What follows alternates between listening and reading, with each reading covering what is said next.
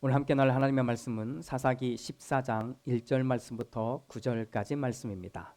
우리 한 목소리로 같이 봉독하겠습니다. 삼손이 딥나로 내려갔다가 딥나에 있는 어떤 블레셋 처녀를 보았다. 그가 돌아와서 자기 부모에게 말하였다.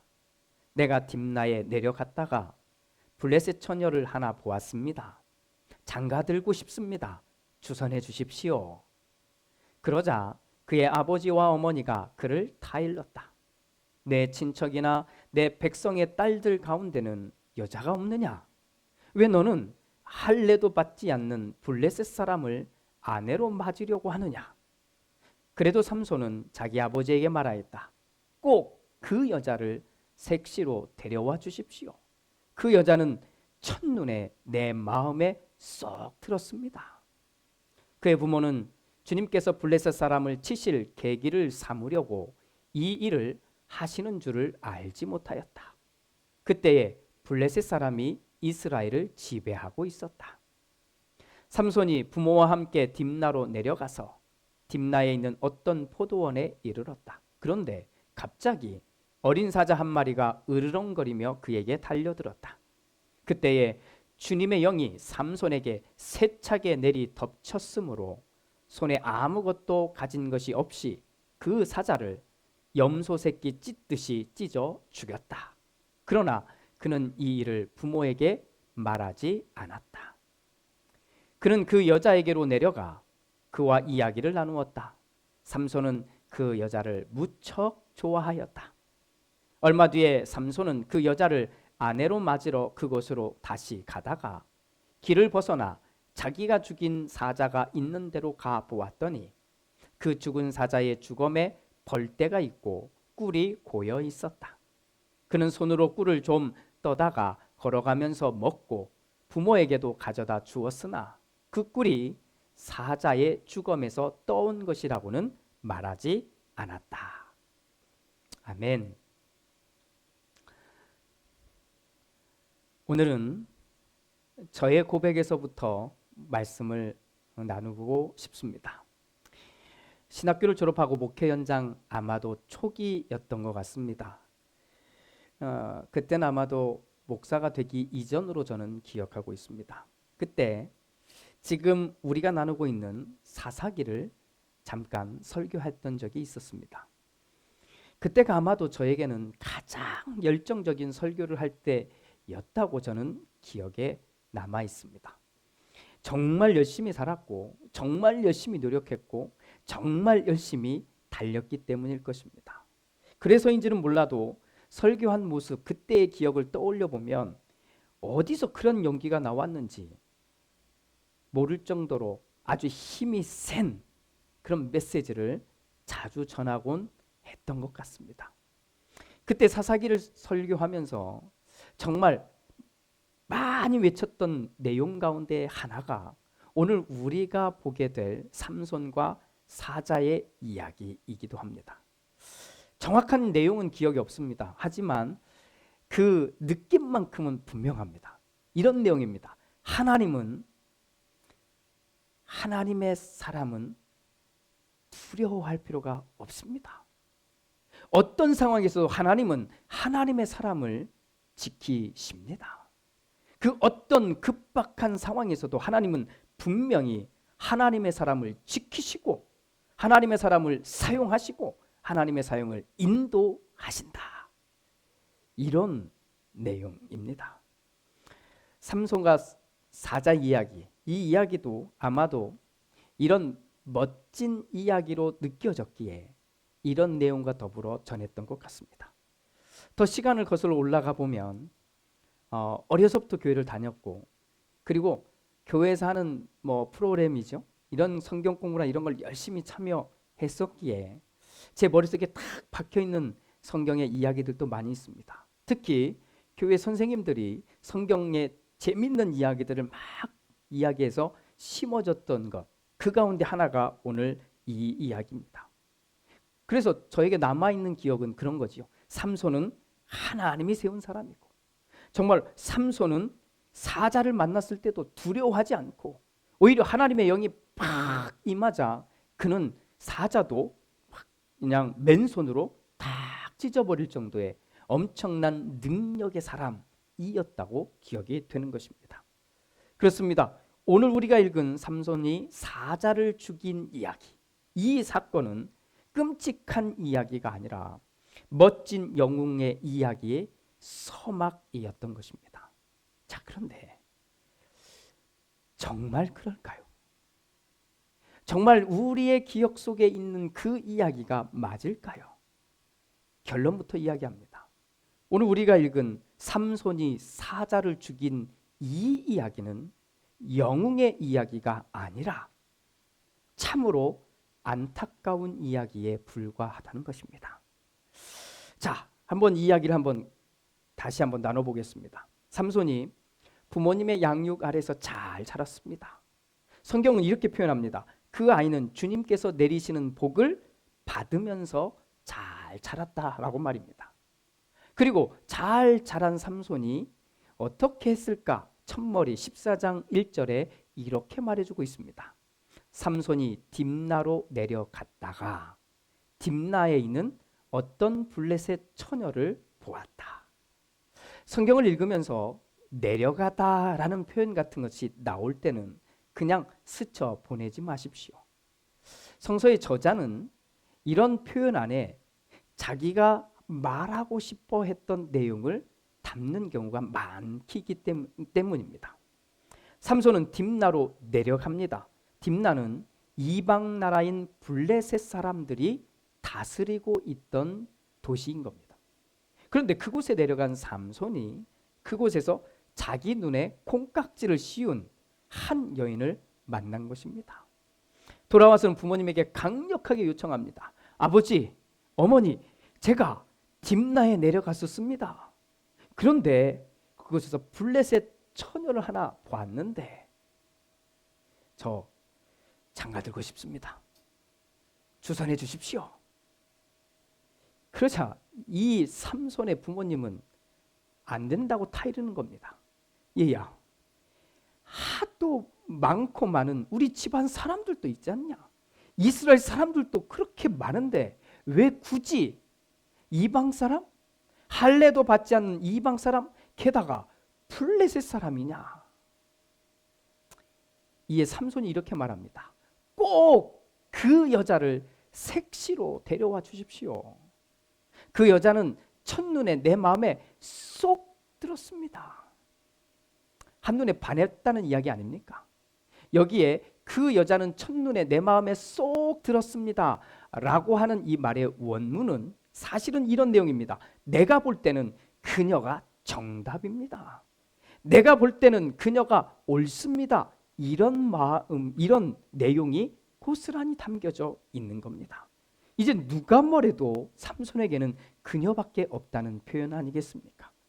결국 자식 이기는 부모 없다는 말처럼 이 아들을 이기지 못한 부모는 삼손과 함께 딥나로 내려갑니다. 내려가다가 부모는 어디로 갔는지는 잘 모르겠습니다만 잠시 삼손이 포도원에 들어갔을 때 이 삼손이 그만 그곳에서 어린 사자를 만나게 됩니다.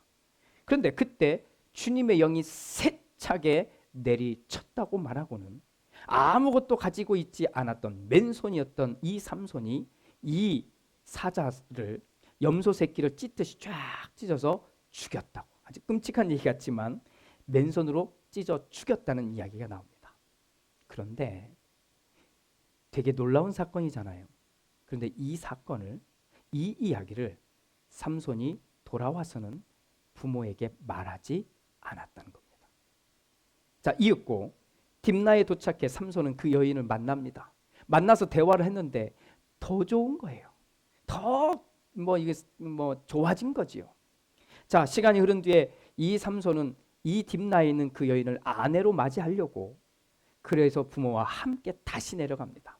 다시 내려가다가 삼손이 지난번에 있었던 일이 생각이 나서 포도원 안으로 다시 가봅니다. 그때 사자를 찢어 놓았던 그곳에 갔더니 그대로 사자 주검이 있고 그 안에 벌들이 있는데 보니까 꿀이 있는 거예요. 이것을 떠다가 가면서 자기도 먹고 도착해서는 부모님에게는 이것을 나눠서 먹여줍니다. 그런데 여기에 한 번 더 반복되는 표현이 등장하는 겁니다. 그 꿀이 사자의 주검에서 떠온 것이라고는 말하지 않았다. 삼손이 이 꿀이 어디서 왔는지 그 부모에게 말하지 않은 겁니다. 왜? 삼손은 이 사자와 관련된 사건, 이건 정말 이슈라면 큰 이슈잖아요. 그런데 이 사건을 부모에게 2번씩이나 말하지 않았던 걸까요? 사사기 저자는 사사기 전체 이야기를 통해 하고 싶은 이야기가 아주 명확합니다. 사사들의 시대, 즉 하나님이 세운 사람들이 있던 시대임에도 불구하고 이미 사람들은 자기 생각대로 자기가 스스로 왕이 된 모습으로 그렇게 살고 있다는 이야기를 전할 뿐만 아니라 이제는 사사들조차도 자기 생각, 자기 느낌, 자기 판단 이것에 의존해서 자신에게 주어진 이 삶을 살아가고 있음을 고발하려고 하는 것이 사사기의 내용인 겁니다. 바로 그런 내용의 하나로 오늘 삼손의 이야기가 쓰여져 있다고 하는 겁니다. 그냥 단순히 삼손이 사자를 죽였다고 하는 좀 엄청난 일이니까 이런 영웅적인 이야기라는 것을 우리가 머릿속에서 싹 지워버리고 나면 포기하고 나면 이 이야기가 아주 단순하게 잘 보일 수가 있게 되는 겁니다. 저를 비롯한 많은 분들이 사실은 이 삼손과 사자의 이야기를 영웅의 이야기라고 이미 콩깍지가 씌워진 것처럼 덮어져 있는 것 아닙니까? 이제 그 콩깍지를 싹 빼버리고 한번 우리 보도록 하겠습니다. 자, 삼손을 양육한 부모님. 그 부모님은 삼손을 나실인으로 양육했다라고 성경이 말해줍니다. 잘 양육시킨 겁니다. 나실인이란 나실 사람 이렇게 표현하기도 하는데 나실인이란 하나님을 위해서 구별된 사람들을 말합니다. 하나님을 위해서. 그러니 당연히 머리를 자르면 안 되고요. 그러니까 당연히 피를 만져서도 안 되고요. 죽은 시체나 죽음을 만져서도 안 되는 겁니다. 당연하죠. 이방 사람들, 더욱이 이방 여자들을 만나거나 상종하는 것도 안 됩니다. 이건 불결한 겁니다. 모든 더럽다고 여겨지는 것과는 거리를 두고 자라고 생활하는 사람이 바로 나실인이었던 겁니다. 삼손은 그렇게 나실인으로 자란 거예요. 그런데 사춘기 방황도 아니고 지금 잘 자란 삼손이 갑자기 dim나로 내려갔다는 겁니다. 자, 여기서부터 이상하잖아요. 가서는 안 된다고 분명히 알려줬던 그 땅에 삼손이 내려간 겁니다. 선교하러 갔을까요? 그럼 이유가 될 텐데. 블레셋과 싸우러 갔을까요? 그럼 이유가 될 텐데. 아니에요. 내려간 겁니다. 내려가서 블레셋 여인을 만나게 된 거죠. 그리고 그 여인에게서 마음을 빼앗겨버리고 마는 겁니다. 삼손을 나신으로 양육한 부모, 이 부모에게 찾아와 삼손이 블레셋 여인과 결혼을 하겠다라고 한 말은 이거는 부모의 입장에서는 정말 황당한 이야기일 수밖에 없습니다. 하지만 아무리 부모가 설득하려고 해도 이미 삼손의 마음은 어떻게 됐을까요? 그냥 물 건너 간 거예요. 강 건너 가버린 겁니다.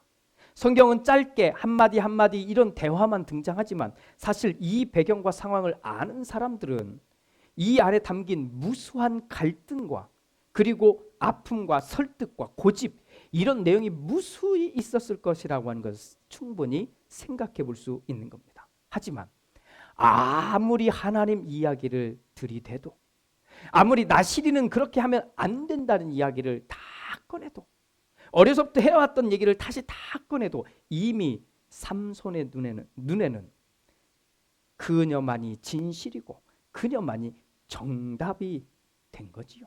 그녀만이 옳은 것이 된 겁니다. 더 이상 이런 아들을 이길 수 없는 부모는 삼손과 함께 딥나로 내려가게 됩니다. 그러다가 삼손이 왜 포도원으로 들어갔는지는 설명이 없지만 들어갔다가 그곳에서 사자 새끼를 만나게 되고 죽이고 만 것입니다. 그런데 돌아온 삼손이 아무 말 하지 않는 거예요. 왜일까요? 이것은 부모도 알고 삼손의 부모님도 알고 삼손도 알고 있던 내용이기 때문입니다. 자, 지금 부모님을 모시고 결혼할 사람을 데리러 가는 거예요. 그런데 이 부모님이 흔쾌히 승낙하지 않은 거예요. 그런데 가는데 삼손이 동물을 죽인 거예요. 살인을 저지른 거잖아요. 살인이 아니라 살해를 한 거잖아요. 게다가 죽였으니 또 죽은 것을 만졌을 거 아니에요. 만약에 이 이야기를 되돌아와서 삼손의 부모님에게 해버리는 순간 삼손의 부모님은 나실인으로서 자란 이 삼손을 데리고 다시 되돌아가야 되는 겁니다.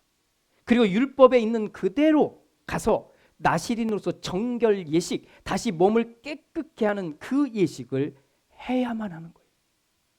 그러니 이것을 잘 알고 있는 삼손은 이 말을 할 수 없었던 겁니다.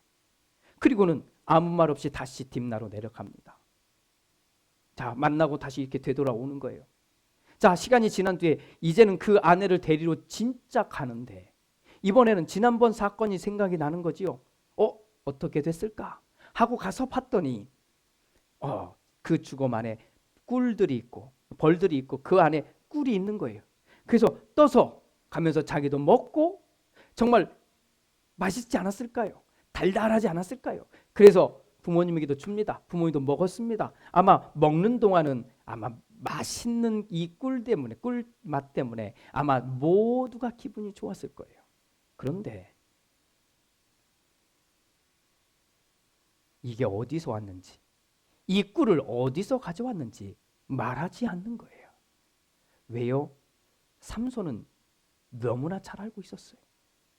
나신으로 양육시킨 부모님이 만약 이 꿀이 사자가 죽은 주검에서부터 떠온 것이라고 말하는 순간 이 부모님은 그냥 모든 지금 앞으로 아주 중요한 거잖아요. 아들의 결혼에 관련된 모든 일정을 다 취소하고 바로 돌아갈 거거든요. 돌아가서 나실인으로서 정결 예식을 그대로 행할 것이거든요.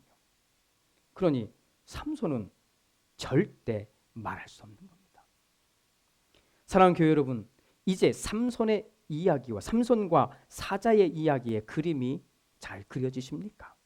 그렇습니다. 삼손과 삼손이 사자를 죽은 이 이야기는 영의 이야기가 아니라 좀 안타깝고 슬픈 이야기가 되지 않습니까? 만약에 영웅의 이야기로 또 말한다고 하면 그것은 그렇게 말해서도 안 되고 그렇게 그려질 수도 없는 그림이라는 겁니다. 물론 어린이들에게 이 삼손이 얼마나 위대한 사람인지를 말해주고 싶어서 이 이야기를 꺼내들 수는 있어요. 또 우리는 그렇게 꺼내든 이야기를 어려서부터 듣고 잘하기는 했거든요. 하지만 그렇게 되면 이 성경 이야기를 제대로 보려는 큰 장애물을 우리가 만들어 놓은 것과 똑같아지는 겁니다.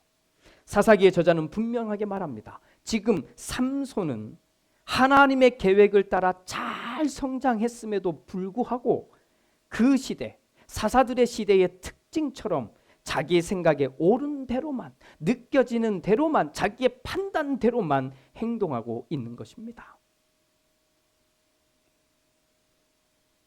삼손이 그 여자를, 블레셋 여자를 보고 돌아와 하는 말이 보이셨죠? 그 여자가 옳다. 그 여자가 답이다. 이렇게 말하는 삼손의 생각. 그는 하나님을 모르는 것도 아닙니다.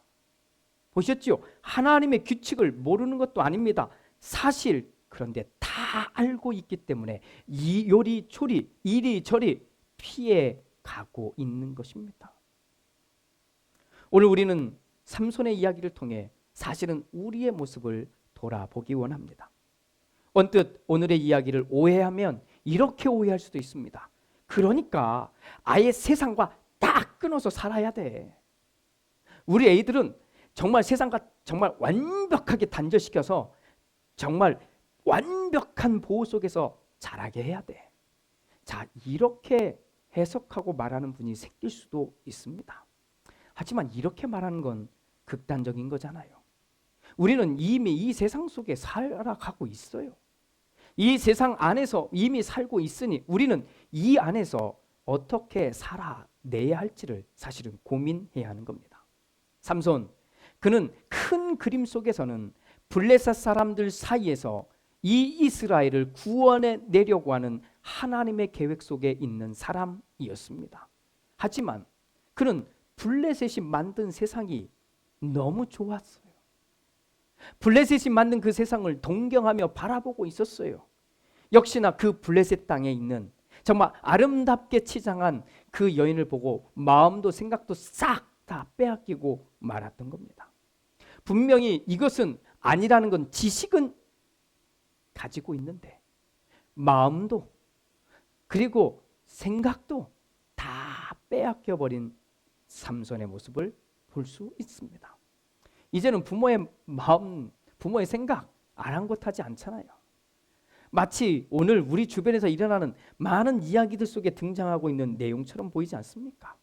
오히려 이 세상에서 자기의 생각을 꽉 붙들고 있는 건 지금은 삼손은 그녀밖에 없는 거예요.